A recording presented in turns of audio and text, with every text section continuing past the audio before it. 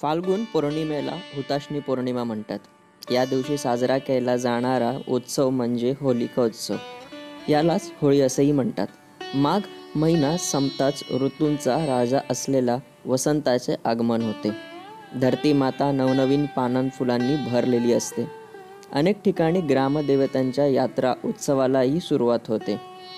नमस्कार, वैचारिक खजिना या चॅनलवर आपल्या सर्वांचे हार्दिक स्वागत आहे. आज आपण होळी म्हणजेच हुताशनी पौर्णिमेबद्दल काही माहिती जाणणार आहोत. प्रत्येक ठिकाणी याचा उच्चार काही वेगळे आहे. उत्तर भारतात यालाच डोला यात्रा किंवा हेरी म्हणतात. महाराष्ट्रात शिमगा म्हणतात. याचा अर्थ भारतात जरी वेगवेगळे प्रांत असले तरी संस्कृती मात्र एकच टिकवली जाते. यावरून भारतीय संस्कृतीची कल्पना नक्कीच येते. हा सण सर्व ठिकाणी संध्याकाळी प्रामुख्याने साजरा केला जातो. महाराष्ट्रामध्ये प्राचीन काळी ढुंटा नावाची राक्षसी लहान मुलांना त्रास देत असे. तिला हुसकावून लावण्यासाठी फाल्गुनी पौर्णिमेला मोठा जाळ केला होता. त्यामुळे ती पळून गेली. दक्षिण भारतामध्ये हा उत्सव कामदेवासाठी मानतात. भगवान शंकर आपल्या तपश्चर्येत मग्न होते. देवांनी शंकराचे लक्ष माता पार्वतीकडे वेधण्याचे काम कामदेवाला सांगितले. ते शंकराला समजवतात ते रागवले. त्यांनी आपला तिसरा डोळा उघडला आणि कामदेवाला किंवा मदनाला जाळून टाकले. त्याची आठवण म्हणून दक्षिणेत कामदेवाचा पुतळा तयार करून तो जाळण्याची प्रथा आहे. तर आता हा सण आपण कसा साजरा करतो?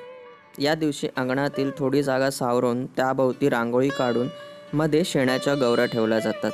त्यात एरंड्याची फांदी ठेवतात. एरंड्याचा एक मोठा दांडा उभा करतात. त्याच्या भोवती लाकडे गौऱ्या रचतात.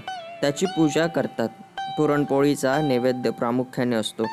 खेडेगावात सगळे गाव मिळून गौऱ्या लाकडे गोळा करून सार्वजनिक ठिकाणी होळी करतात. तिची पूजा करतात. नंतर त्यात नारळ अर्पण करतात व हातामध्ये पाणी घेऊन होळीच्या प्रदक्षिणा घातल्या जातात. होळी या सणाच्या निमित्ताने मनुष्याने आपल्या अंगी असलेले वैगुण्य, दोष, प्रकृती यांची होळी करावी असा समज आहे. संपूर्ण वर्षाच्या शेवटी या सर्व गोष्टी सोडून द्याव्यात हाच या सणाचा संदेश असतो.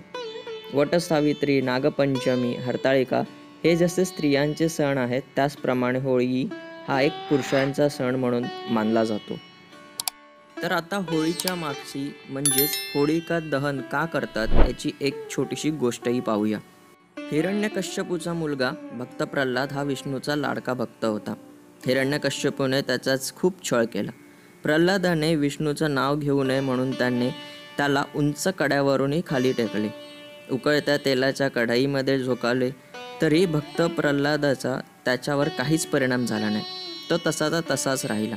शेवटी हिरण्यकश्यपूची बहीण म्हणाली, मला वर आहे की मी अग्नीपासून मला कोणतेच भय कधीच नसणार. मी जळणार नाही.